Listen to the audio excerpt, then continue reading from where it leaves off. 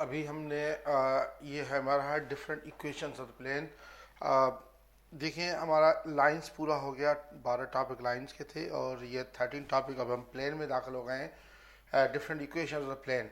Actually plane में जो होता है वो प्लेन 3 डायमेंशनल, यानी आप ये देखें कि प्लेन में 2 डायमेंशनल होते हैं जिसका एरिया हो। ये सपोज आपका जो प्लेन आता है, प्लेन को अगर हमें ये कहूँ कि ये एक प्लेन है, ये प्लेन है। अब इस प्लेन में जो है बेसिकली बहुत सारी लाइंस हो सकती हैं। देखें ये लाइन, एक लाइन, दूसरी लाइन आप कर सकते हैं जितना आप चाहें। ये प्लेन की लाइन है, ठीक है। ये प्लेन की लाइन ऐसे भी हो सकती हैं, ये प्लेन की लाइन इस तरह भी हो सकती है, जैसे चाहें प्लेन की लाइंस हो सकती हैं। अब प्लेन हमेशा प्लेन का जो प्लेन पे लाइंस होती हैं तो बहुत सारे पॉइंट्स भी होंगे, सारी बातें प्लेन पे लाइंस भी होंगी, पॉइंट भी होंगे। और जो हमें चाहिए होता है वो होता है प्लेन का नॉर्मल। नॉर्मल यानी परपेंडिकुलर प्लेन का होता है। वो इस तरीके से आप समझ सकते हैं कि अगर मैं ये इधर दे रहा हूँ, सपोज ये लाइन एक ये इधर से ड्रा कर रहा हूँ, ये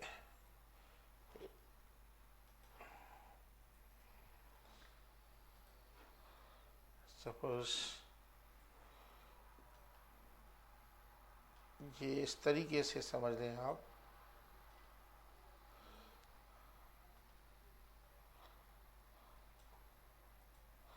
ये एक सपोज लाइन है प्लेन पे, तो ये इसके ऊपर जो है परपेंडिकुलर होता है। एक बात जहन में रख लें आप कि हमेशा जितने भी हमारे यानी होंगे जितने भी हमारे नॉर्मल होंगे वो हमेशा ये नॉर्मल है, जिसको ये नॉर्मल है इसको एन वेक्टर से कह सकते हैं। ये नीचे भी जा सकता होता है प्लेन के दूसरे साइड पे, इस तरीके से नॉर्मल होता है। यानी आप ये समझ लें कि ये 3 डायमेंशन में होता है। और जितनी भी लाइंस हैं, द बेसिक आइडियाज़, जितनी भी लाइंस होती हैं ये नॉर्मल उन सब के ऊपर परपेंडिकुलर होता है। यानी अगर ये नॉर्मल है तो अगर ये नॉर्मल में इस लाइन पे परपेंडिकुलर निकालूंगा तो इस पर भी परपेंडिकुलर होगा, हर लाइन के परपेंडिकुलर होता है।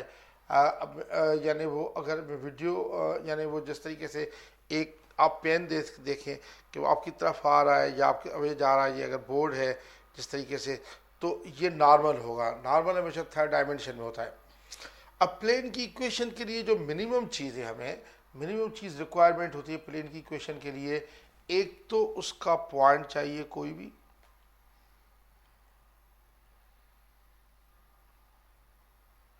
एक उसका पॉइंट चाहिए कोई भी, पॉइंट ऑन प्लेन, पॉइंट चाहिए। एक तो पॉइंट चाहिए प्लेन का, पॉइंट ऑन प्लेन, और दूसरा चाहिए नॉर्मल टू द प्लेन। दो चीज़ों की ज़रूरत होती है नॉर्मल टू द प्लेन। अब जो पॉइंट होगा, सपोज ये पॉइंट है, ए पॉइंट है, कोई भी पॉइंट है, मिसाल ए बी सी कह रहा हूँ, ये पॉइंट है, तो इसका जो डायरेक्शन वेक्टर होगा वो ए में कह दूँ या ए कह दूँ डायरेक्शन वेक्टर। तो इस तरीके से ये एक डायरेक्शन वेक्टर है, एक यानी ये डायरेक्शन वेक्टर ए है, ये बेसिकली उस पॉइंट का डायरेक्शन वेक्टर है जो पॉइंट लाइन पे जो प्लेन पे है। और दूसरा नॉर्मल टू द प्लेन चाहिए। जब नॉर्मल टू द प्लेन चाहिए तो उसकी पहली इक्वेशन तो हम ये लिखते हैं कि फर्स्ट इक्वेशन लिखते हैं कि आर डॉट एन हमेशा बराबर होता है ए डॉट एन। आर कोई भी जनरल पॉइंट है, यानी एक्स आई प्लस वाई जे प्लस जेड के जनरल पॉइंट है, या मैं ऐसे लिखूं कि ये एक्स वाई जेड है आर। एन जो है नॉर्मल है, नॉर्मल टू द प्लेन, और ए जो है position vector of a point है, position vector of a point, position vector point का position vector of point lying on the plane, lying on the plane, plane पे लाया करता है उसका पोजीशन वेक्टर है। तो ये होता है। अब देखिए कि बेसिकली अगर मैं इसको दूसरे फॉर्म में लाऊं तो ये एक इक्वेशन होती है वेक्टर फॉर्म की कहलाती है, ये वेक्टर फॉर्म की इक्वेशन कहलाती है। अगर मैं इसको दूसरे फॉर्म में लेके आ जाऊँ मिसाल के तौर पर, वो आर डॉट एन है, जो इसका दूसरा फॉर्म होता है वो ये होता है कि r dot n is equal to r dot n is equal a dot n को डी कोई भी स्केलर ले लेते हैं, तो ये दूसरा फॉर्म होता है, ये भी वेक्टर इक्वेशन कहलाता है। इससे एक चौथा फॉर्म मिलता है हमें, ये थर्ड फॉर्म, वो ये होता है कि r minus a dot n बराबर ज़ीरो को होता है, जिसमें आर कोई भी जनरल पॉइंट है, एक्स वाई जेड, और ए जो है वो position vector of a point, position vector of a point lying on the plane, lying on the plane है, I'm sorry,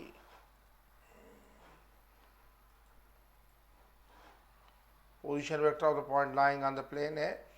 तो इस तरीके से position vector of the point lying on the plane है।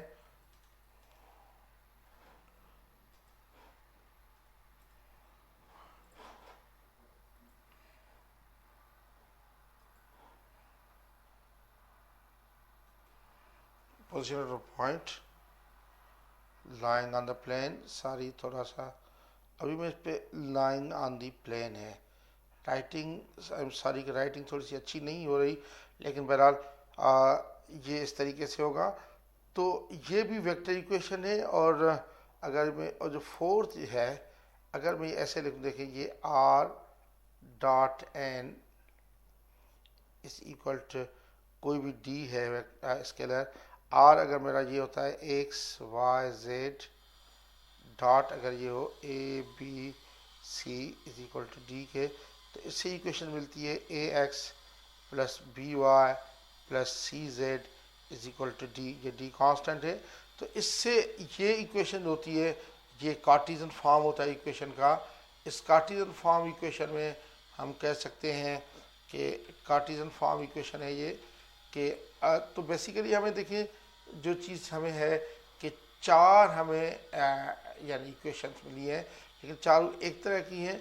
और अब हम एक चीज़ पे जाएंगे कि ज़्यादातर हम लोग जो एग्जामिनर से आंसर मांगते हैं वो यही मांगते हैं, इस फॉर्म में कार्टेशियन फॉर्म में मांगते हैं। ये जो मैंने कार्टेशियन फॉर्म निकाला है, इसमें ये जो ए होता है, ये बी होता है और ये सी होता है, ये नॉर्मल के कोफिशिएंट्स होते हैं, और डी उस पॉइंट मिलने से मिलता है। तो इस तरीके से हम लोग कर रहे होते हैं। और जो है यानी ये नॉर्मल है, ए एक्स नॉर्मल के कोफिशिएंट्स हैं। तो अब कोई भी इक्वेशन अगर प्लेन की हो, हम उसको दूसरे फॉर्म में चेंज कर सकते हैं। मिसाल के तौर पर अगर हमें इक्वेशन ये मिल रही है, सपोज प्लेन की इक्वेशन ये है, मैं सारी चेंज करके दिखा रहा हूँ। सपोज हमें पॉइंट है, कहा जा रहा है कि प्लेन पे 2, 3 और -1 पॉइंट लाई करता है, और प्लेन का नॉर्मल जो है वो ये है 2i प्लस 2j माइनस के नॉर्मल है। तो इसकी इक्वेशन क्या होगी, हम सिंपल करेंगे कि पहला तो ये है कि फर्स्ट फॉर्म में अगर मैं लिखना चाहूँ तो ये है r dot n is equal to a dot n कह करके लिखूँगा। तो r मेरा ये जनरल पॉइंट है, r डॉट एन जो है ये लिख दूँ 2i plus 2j minus k is equal a cup, ये 2, 3, 1 पॉइंट है, इसको मैं पोजीशन वेक्टर लिखूंगा तो लिखा है 2i प्लस 3j और माइनस के, और डॉट वही 2i प्लस 2j माइनस के। ये एक इक्वेशन है प्लेन की। अगर मैं चाहूँ तो इसको ऐसे भी लिख सकता हूँ, r dot x y z is equal to, ऐसे लिख सकता हूँ 2, 3, -1 डॉट सॉरी ये r एक्स वाई जेड नहीं आएगा, इसमें यही पॉइंट आएगा, नॉर्मल के आएंगे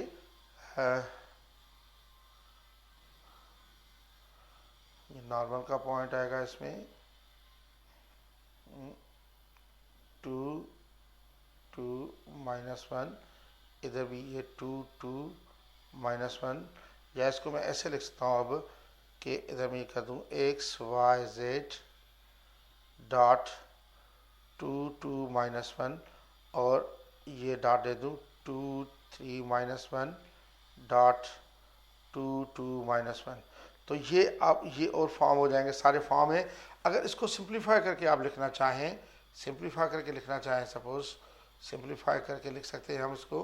सिंप्लीफाई करके किस तरीके से लिखेंगे, देखेंगे सिंप्लीफाई करके हम इसको लिखेंगे कि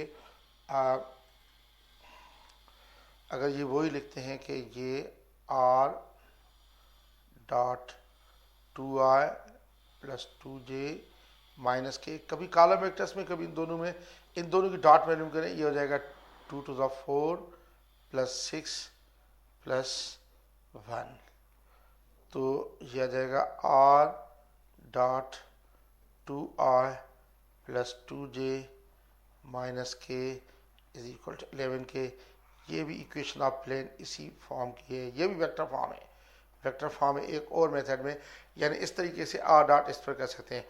अगर आपको मिसाल के तौर पर अगर इसको कार्टिजन फॉर्म में लाना है तो कार्टिजन फॉर्म बहुत इजी होता है। ये r x y z direct कर देंगे, ये कोफिशिएंट हो जाते हैं, ये हो जाएगा x 2x plus 2y minus z is equal 11 के। ये कार्टिजन फॉर्म इक्वेशन होगी। तो उसके बाद इसका दूसरा फॉर्म जो है, इस ये फॉर्म थोड़ा सा मुश्किल होता है, r माइनस a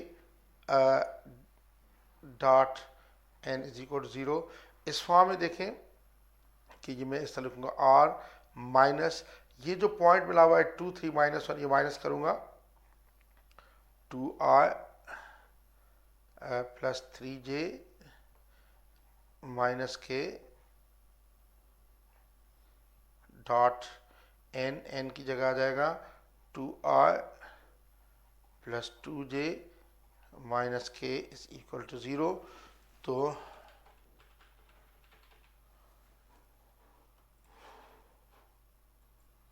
इस तरीके से हम लिखेंगे इसको।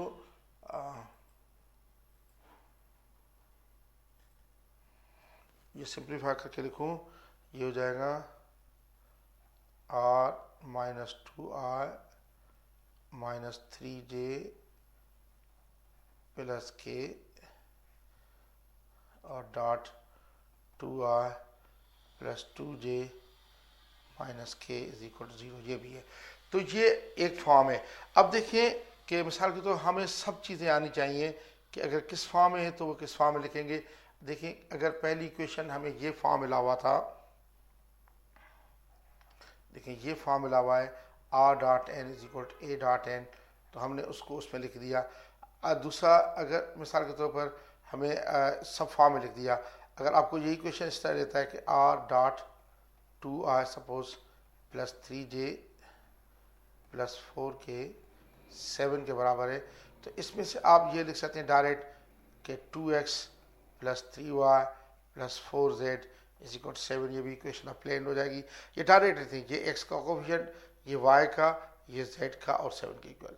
या फिर इसका एक पॉइंट कोई भी प्लेन का मालूम करके उसको हम इस फॉर्म में लिखेंगे r माइनस a